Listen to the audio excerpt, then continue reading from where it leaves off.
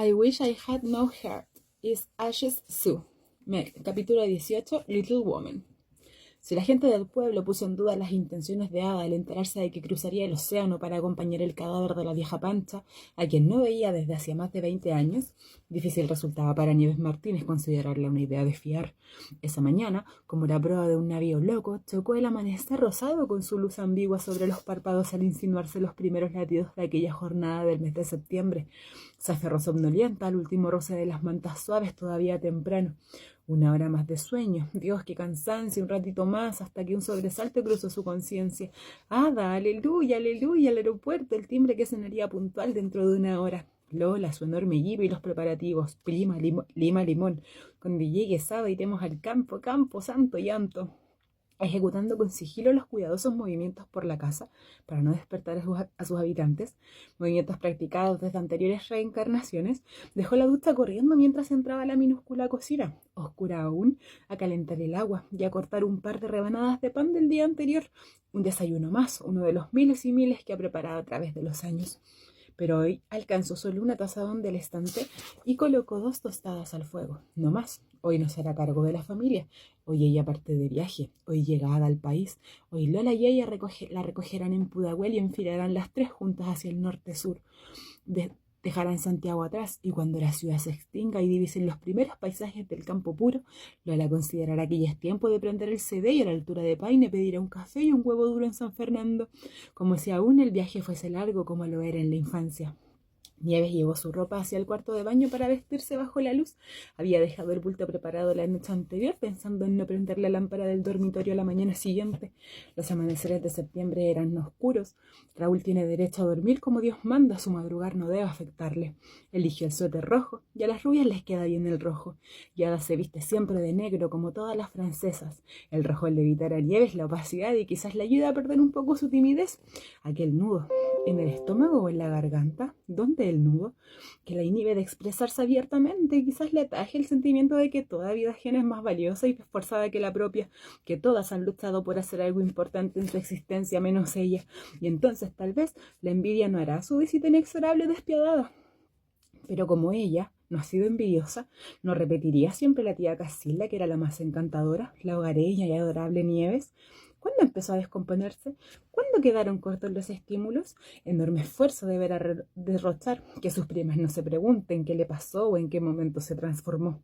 Al salir de la ducha, al aplicarse con esmero la crema humectante por todo el cuerpo, disciplinada las yemas de sus dedos para evitar cualquier sequedad, recordó que a los 25 juraba que la juventud era gratuita y eterna. Loca Nieves, ¿de dónde lo habrá sacado? Como si algo, aún lo más mínimo, no tuviera precio. Escobillarse el pelo le ha resultado siempre reconfortante. Nieves y Lola, las rubias de las familias, las niñas lindas. ¿Habrá salido ya Lola de su casa? Tan lejos viven los faldeos de la cordillera y como todo habitante de esas zonas, insiste en que llega al centro de la ciudad en 20 minutos, que la Kennedy, que la fluidez. Mentira, es lejísimo su barrio, además de elegante y helado. Tan rica Lola ya a los 10 años prometía que nunca sería pobre. Ya a los 10, cuando el dinero era para Nieves un concepto distante y abstracto al que nunca le dedicó un minuto de concentración. ¿Por qué iba a hacerlo si en el pueblo todo era un regalo? Las casas grandes, el calor de las chimeneas, los braseros, las frutas, la miel, las masas horneadas, el comando perfecto de tía Casilda sobre los que allí vivían y trabajaban. ¿Por qué pensar en el dinero? La vida misma era un regalo, los juegos, la complicidad y la protección, y fue ella quien más tiempo alcanzó a usarlo, como la mayor de las mujeres. Eternamente protegida sería la vida. Ni siquiera la muerte del abuelo la rompió, pero para eso estaba tía Casilda y también los tíos a su manera. ¿Miedo a la pobreza? ¿Era una demente? ¿Lola por resentirla? Entró en puntillas a la habitación para recoger su cartera. Miró a Raúl y sin necesidad de tocarlo constató la profundidad de su sueño. Duermo con él como un hermano, le había dicho una vez a Lola. Pero ¿cómo, mujer? Si con los hermanos no se duerme. Con los primos sí. Pero era la fraternidad a la que había querido referirse, un hermano que te calienta los pies de noche. Por cierto, no fue esa su idea cuando Oliveiro se lo presentó, o cuando lo llevó un verano al pueblo, a pesar de las objeciones de tía Casilda, que no llevaran visitas, que no le gustaba la gente, que para eso éramos ya bastantes en la familia, que no necesitábamos a los demás, y igual Oliveiro lo llevó, porque Oliveiro siempre hizo lo que quiso, y por eso lo respetaban en las casas del pueblo. Es un fresco, dijo Lola, ese verano cuando lo vio llegar con Raúl, y Ada la hizo callar. Y cuando Nieves lo miró aquella primera noche, sentados a su lado en el comedor, esbozó la más seductora de las sonrisas. Era amigo de Oliveiro. Después de todo, eso rompía cualquier barrera de desconfianza, estudiante de derecho como su primo, y se soñó esposa de un abogado prestigioso. Siempre se soñaba esposa de los hombres que conocía. No fue una ardua tarea conquistarlo. Al finalizar el verano, las cartas estaban echadas.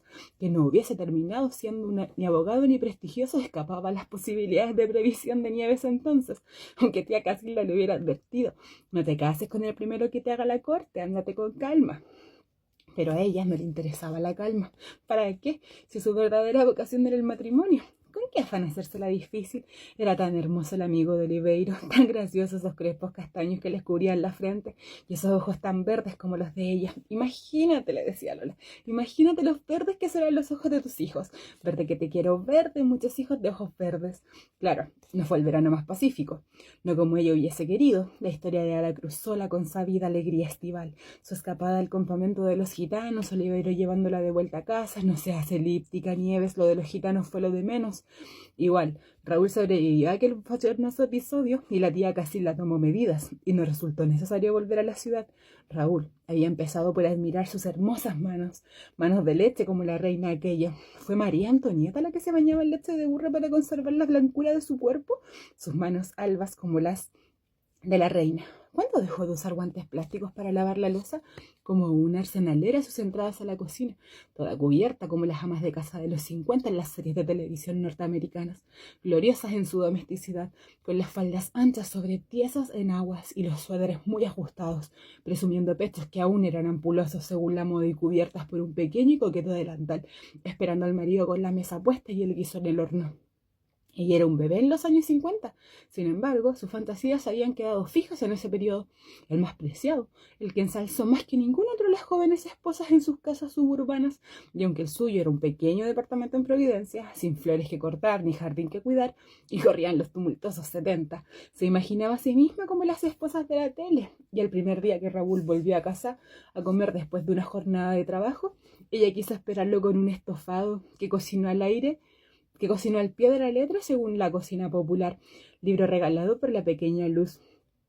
Bonito y modesto regalo de bodas, que enseñaba desde cómo prender el horno hasta la confección de una torta Pompadour. Todo estaba en ese libro, que a través del tiempo leyó de principio a fin, pero esa primera noche el guiso no cuajó. El tiempo de calor fue excesivo y mientras obligaba a Raúl a esperar en la mesa del comedor, arreglada con mantel y candelabros, tal como lo dictaba la convención, ella en la cocina lloraba sobre la fuente con la carne quemada, leche derramada, no llorar sobre ella. Al cabo de un rato, hambriento y perplejo, Raúl se asomó a la cocina a ver qué pasaba, porque Nieves tardaba tanto, y la escena de congoja que se presentó ante sus ojos lo conmovió de tal manera que tomó de la cintura a su flamante esposa y la llevó al Kika. Ahí comieron un lomito con palta y una cerveza, intentando enterrar así su frustración.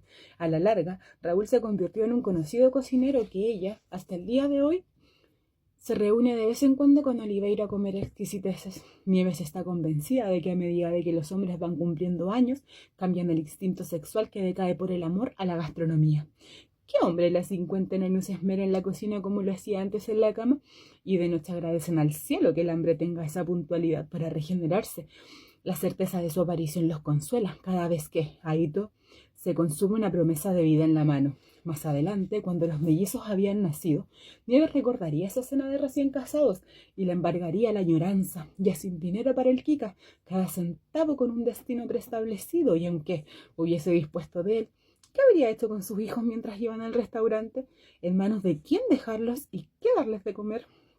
Antes de que su prima Luz partiera al extranjero, Luz, la más dulce y la más amada, podía acudir a ella en caso de emergencia. Estupenda niñera Luz. Los mellizos la adoraban. Con razón reclamó ante su partida: si quiere hacer caridad, que parta por la caridad en casa. No, había contestado Lola, nosotros no la necesitamos. ¿Cómo que no? Yo la necesito, había pensado Nieves. De verdad la necesito, pero no se atrevía a manifestarlo. Luz buscaba causas colectivas, entregas totales. Las penurias de su prima pobretona le quedaban chicas. Nunca faltó una prima pobretona a mano, ¿verdad, hermana por María Trinidad? Nieves había aprendido a la tía Casilda que la queja era un pecado y se preocupaba por ser estoica frente a los problemas económicos que la abrumaban. De haberlos conocido, Ada le habría sugerido que buscara un trabajo. Ada nunca entendería que la casa y los niños eran su prioridad o que abandonarlos estaba fuera de cuestión. Además, ¿qué oficio manejaba?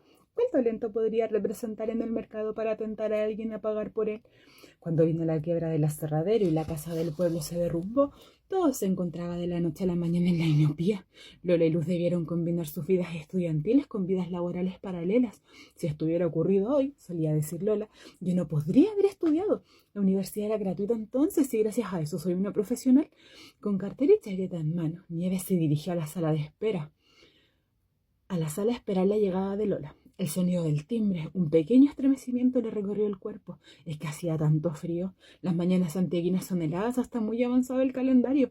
Hasta octubre, por lo menos. Dudo si valía la pena prender la estufa de gas catalítica por tan poco rato. Como toda mujer normal, Nieves detestaba el frío.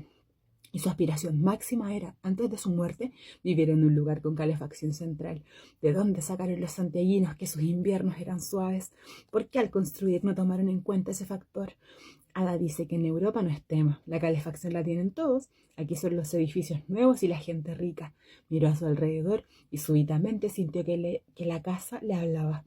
No era la primera vez que le sucedía, que sus paredes y ella se amalgamaran convirtiéndose en una misma cosa. El instinto hizo que se llevara las manos a los oídos, rogando por la sordera.